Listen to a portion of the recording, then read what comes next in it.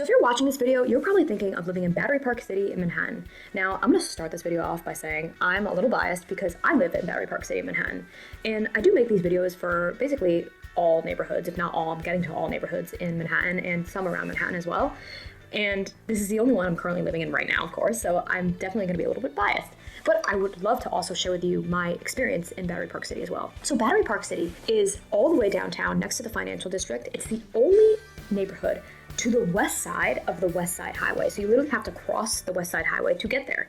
So that makes it unique just to start off. Now, it is a very, very, very quiet neighborhood. And it's also kind of like a new neighborhood because it was really just developed in the 1980s. That's when Battery Park became a neighborhood that people really just like started living in. So compared to the rest of Manhattan, that's considered extremely new because there's not like pre-war doesn't exist here. So very, very different than other neighborhoods where pre-war is pretty much everything you have. So it is a very quiet neighborhood. And I definitely think that if you're coming to New York City for the first time and want to experience all like the action and chaos that New York City has to offer, you might not want to live in Battery Park City because you're definitely not getting that there. You're seeing a lot of people who have lived in New York City for years and have been there, done that, and then just want like a change of pace and kind of more of like a suburban feel, but still being in Manhattan. That is what Battery Park City is known for. Or if you are the type of person who wants to live in Manhattan or are living with someone, like you're in a relationship with someone who wants to live in Manhattan, but you personally don't really love cities, Battery Park City can also be fantastic for you because it's kind of like the best of both worlds. You feel like you don't live in the city, but you do live in the city and everything is right next door, everything that you need. So personally, absolutely love Battery Park City. So I've lived in a few neighborhoods in and around Manhattan, and I have to say that Battery Park City is my favorite so far. I absolutely love it. Now, at the time recording this video, I've only lived in Battery Park City for under a year, but I've had such a good experience so far, and I honestly can't recommend it enough. Now, I never like sharing my personal opinions in a video, but sometimes I feel like I should because I do feel like it helps people really understand where I'm coming from.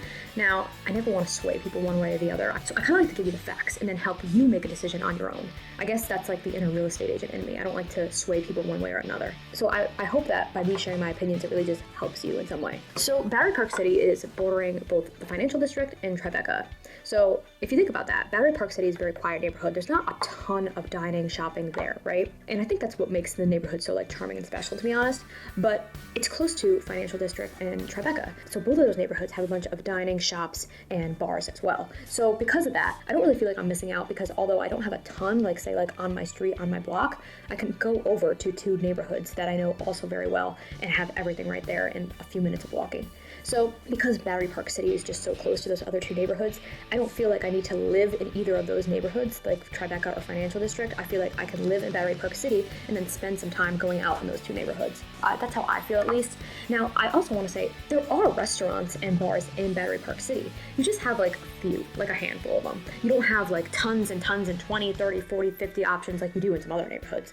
So that's definitely not the case in Battery Park City. However, you do have some places that do exist. And I will go over those in another video as well. So because there's not a lot there in Battery Park City, there's no nightlife whatsoever. And there's not really a lot of late night dining either. There are some restaurants that are opened a little bit later, but compared to other neighborhoods, you're not gonna get like late night food there. So another point that I always like to point out to people before going to Battery Park City is that there are no subways at Battery Park City, none whatsoever.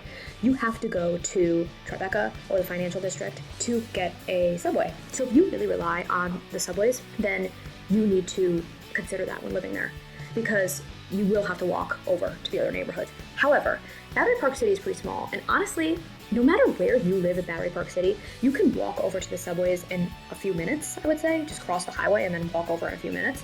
So it's really not that big of a deal.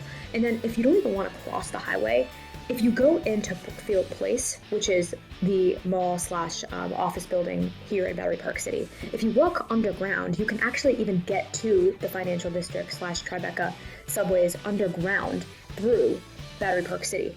So you don't even have to cross the highway if you don't even want to do that. There's also a sky bridge in South Tribeca, so you can walk over the highway as well, which I do that often too.